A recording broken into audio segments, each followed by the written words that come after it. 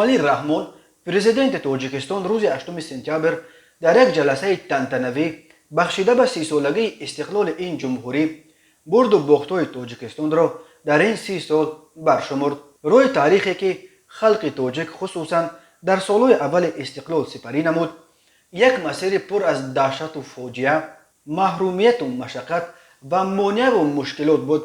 زمانی که کشور صاحب استقلال ما هنوز اولین قدم‌های خود را می‌گذاشت، خائنان ملت تاجیک و دشمنان دولت تاجیکان با پشتیبانی دایره‌های منفعت‌دار خارجی کشور ما را به گرداب مخالفت شدید داخلی و بعداً به آتش جنگ تحمیلی شهروندی کشیدند، گفت او. امامعلی رحمان گفت در 20 سال اخیر سرعت میانه سالانه رشد اقتصادی کشور در سطح 7.5% تامین گردیده، درآمد بودجه دولت از 252 میلیون سومانی سال 2000 تا 27.6 میلیارد سومانی در سال 2021 افزایش داده شد.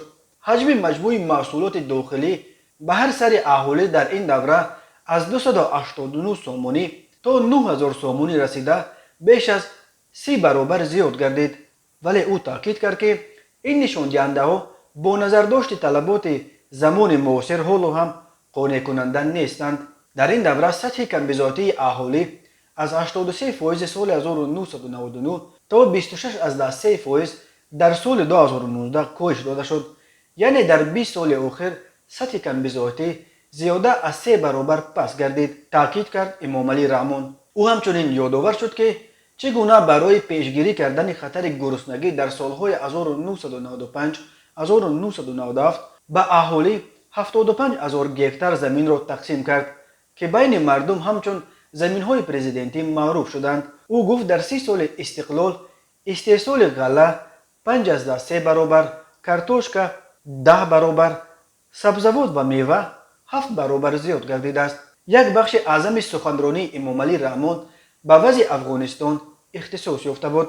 ناامنی و بدبختی که به سر مردم این کشور باستانی آمده است نتیجه دخالت کشورهای خارجی، یعنی فعالیت دایره‌های منفعت‌دار منطقه و جهان می باشد که حالا نیز ادامه دارد، گفت امامعلی رحمان و افزود: من در حیرتم که تمام نهادهای بین المللی عاید به حقوق بشر خاموشی را اختیار کردند و در مورد پشتیبانی از حقوق مردم افغانستان هیچ گونه تشبث نشان نمیدهند.